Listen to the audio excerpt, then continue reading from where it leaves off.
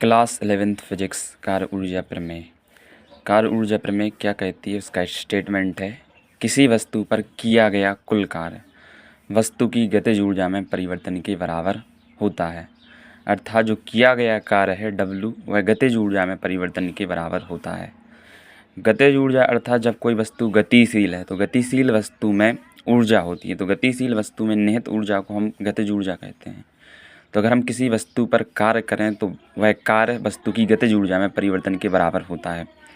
गतिज ऊर्जा में परिवर्तन अर्थात अंतिम गतिज ऊर्जा माइनस प्रारंभिक गतिज ऊर्जा। गतिज ऊर्जा अर्थात kinetic energy final minus kinetic energy initial. तो यह प्रूफ करेंगे और यह दो तरीके से प्रूफ किया जाता है, जब वस्तु पर नियत बल कार्यरत हो और जब वस्तु पर परिवर्ती बल कार्यरत हो। इसे हम प्रूफ करेंगे। तो सबसे पहले हम प्रूफ करेंगे जब वस्तु पर नियत बल कार्यरत हो। जैसे मान लीजिए कोई वस्तु है, वस्तु का द्रव्यमान है m द्रव्यमान की वस्तु u वेग से गतिशील है। वस्तु पर हमने बल लगाया, बल लगाने से वस्तु पर कार्य हुआ। वस्तु पर मान लीजिए हमने बल लगाया, बल लगाने पर वस्तु में विस्थापन हुआ s। यहाँ से वस्तु यहाँ पर पहुँची तो वस्तु में विस्थापन हुआ s और वस्तु यहाँ पहुँच गई। और वस्तु का बल लगाने से वस्तु का जो प्रारंभिक वेग था u था, मान लीजिए वह वेग हो गया v। नियत बल का अर्थ होता है कि वस्तु पर एक समान रूप से बल लग रहा है। जैसे हमने अगर 10 न्यूटन का बल लगाया तो वस्तु यहाँ से यहाँ तक जाने में वस्तु पर एकदम 10 न्यूटन का ही बल लग रहा है, नियत कार्यरत है।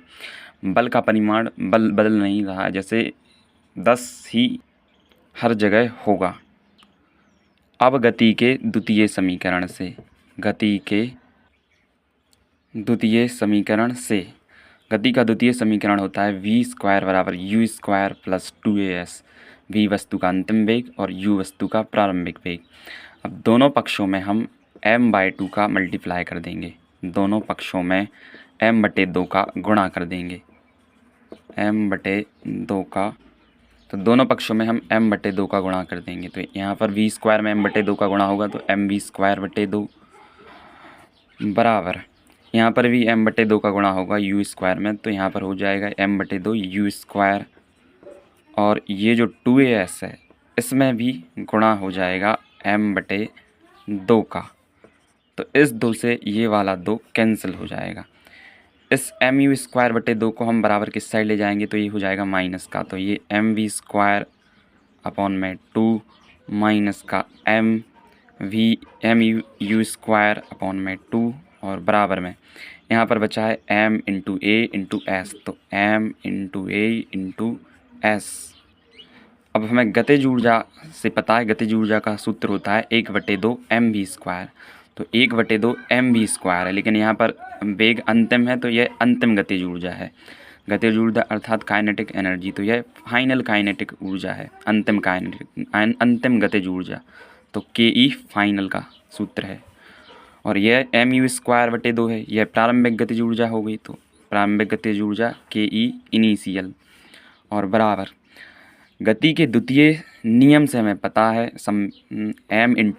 m × a बराबर होता है बल।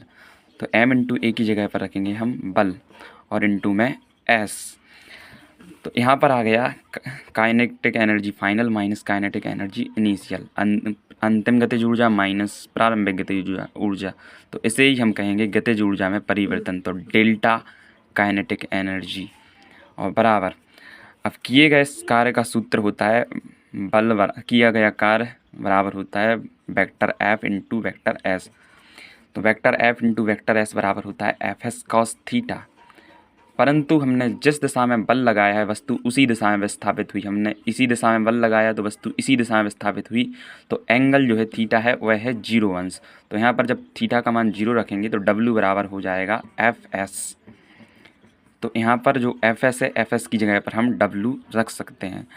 तो अतः हम कह सकते हैं किसी भी वस्तु पर किया गया कार्य उस वस्तु की गतिज ऊर्जा में परिवर्तन के बराबर होता है। यह तो हो गया तब जब वस्तु पर नियत बल कार्यरत हो, लेकिन तब क्या हो जब वस्तु पर नियत बल कार्यरत ना होकर वस्तु पर परिवर्ती बल कार्यरत हो। यह थोड़ी डिफरेंट सिचुएशन है जब वस्तु पर परिवर्ती बल कार्यरत हो। परिवर्ती बल अर्थात ऐसा बल जिसका परिमाण बार बार बदल रहा है। परिवर्ती बल अर्थात बल सब जगह एक जैसा नहीं है। जैसे मान लीजिए कोई m द्रव्यमान की वस्तु है जो u वेग से गतिशील है। वस्तु पर हमने बल लगाया, बल लगाने पर वस्तु का जो अंतिम वेग है वो v हो गया। वस्तु की प्रारंभिक स्थिति मान लेंगे x1 है, x1 से x2 तक पहुंची। तो परिवर्ती बल मतलब वस्तु पर बल सब जगह एक जैसा नहीं लग रहा है। वस्तु यहाँ से जब यहाँ पर पहुँचेगी तो बल अलग होगा, यहाँ से यहाँ पहुँचेगी तो बल अलग होगा, यहाँ से यहाँ पहुँचेगी तो बल अलग होगा। तो वस्तु को यहाँ से यहाँ तक विस्थापित होने में कई बल लगेंगे, बल की परिमाण बदलते रहेंगे। इसे ग्राफीय विधि से भी समझ सकते हैं। जैसे बल और विस्थापन के मध्य अगर हम ग्राफ खींचें तो मान लें वस्तु की प्रारंभिक स्थिति यह है। जब वस्तु की स्थिति यहाँ थी तो वस्तु पर इतना बल लग रहा था। जब वस्तु यहाँ पर पहुँची तो वस्तु पर इतना बल लगा। जब वस्तु अपनी अंतिम स्थिति x2 पर पहुँची तो वस्तु पर इतना बल लगा। तो सब जगह बल अलग अलग है, और अगर बल अलग अलग है तो सब जगह कार्य भी अलग अलग होगा। तो यहाँ पर अलग कार्य होगा, यहाँ पर अलग कार्य होगा, यहाँ पर अलग कार्य होगा, यहाँ पर अलग कार्य होगा, यहाँ पर अलग कार्य होगा। तो कुल कार्य होगा यहाँ पर किया गया कार्य प्लस यहाँ पर किया गया कार्य प्लस यहाँ पर किया गया कार्य प्लस यहाँ पर किया गया कार्य, मतलब सभी कार्यों का योगफल होगा कुल कार्य। तो जो कुल कार्य है, कार्य का हम सूत्र जानते हैं, बल गुणे विस्थापन होता है F × S। तो यहाँ पर जो कार्य हुआ, मान लेंगे कि यहाँ से यहाँ तक का विस्थापन है dx, तो कुल कार्य होगा F × dx। ये तो हो गया सूक्ष्म कार्य हो गया। लेकिन जब कुल कार्यों को जोड़ेंगे तो जोड़ने के लिए हम यूज करते हैं समाकलन। और वस्तु की प्रारंभिक स्थिति x1 है, अंतिम स्थिति x2 है, तो लिमिट लग जाएगी x1 से x2। अब यह डेरिवेशन आपको तभी समझ में आएगा जब आपके समाकलन में कॉन्सेप्ट एकदम क्लियर है। अब हम गति के द्वितीय नियम से बल का सूत्र रखेंगे। गति के द्वितीय नियम से बल का सूत्र होता है F बराबर m में। तो एक लिमिट x1 से x2, F का मान रखेंगे m में और dx। अब ये है त्वरण, और त्वरण होता है वेग परिवर्तन की दर। वेग परिवर्तन की दर अर्थात a बराबर होता है dv/dt, dv/dt। तो यहाँ पर लिमिट x1 से x2, यहाँ पर m रहेगा और a का मान रखा जाएगा dv/dt, क्योंकि वेग परिवर्तन की दर ही होती है त्वरण, इनटू में यह dx। अब ये जो dx/dt है, यह है विस्थापन और यह है समय। तो विस्थापन में परिवर्तन बटे समय अंतराल, dx/dt एकांक समय में तय किया गया विस्थापन होता है वेग। तो dx/dt की जगह पर हम रख सकते हैं वेग। तो यहाँ पर m और dx/dt की जगह पर आ जाएगा वेग अर्थात v और dv। यहाँ पर समाकलन हो रहा था x के सापेक्ष, अब समाकलन हो रहा है वेग के सापेक्ष। तो यहाँ पर लिमिट चेंज हो जाएगी। लिमिट जो x1 से x2 है अब हो जाएगी लिमिट अंतिम वेग, प्रारंभिक वेग से अंतिम वेग की ओर। तो प्रारंभिक वेग u और अंतिम वेग v। अब यहाँ पर dv है तो हमें v के सापेक्ष अवकलन करना है। तो v माना जाएगा चर, लेकिन m माना जाएगा अचर। तो m को समाकलन के बाहर ले सकते हैं। तो m लिमिट u से v और v × dv। अब समाकलन का एक फॉर्मूला होता है। अगर समाकलन में x × dx है तो या x की घात n × dx है, तो इसका फॉर्मूला होता है x की घात n+1 अपॉन में n+1। तो यहाँ पर v × dv है, तो v की घात 1 है, तो इसका समाकलन करेंगे तो v की घात 1 है तो 1+1 2 हो जाएगी, और अपॉन में भी 1+1 तो 2 हो जाएगा। तो m जो बाहर है, m तो बाहर ही रहेगा। यहाँ पर v का समाकलन करेंगे हम v के सापेक्ष, तो v²/2 हो जाएगा, और लिमिट है u से v की ओर। अब यहाँ पर एक बार हम v की जगह पर v रख देंगे और v की जगह पर एक बार u। तो यहाँ पर आ जाएगा m v²/2 माइनस एक बार v की जगह पर रख देंगे u, सो हो जाएगा u²/2।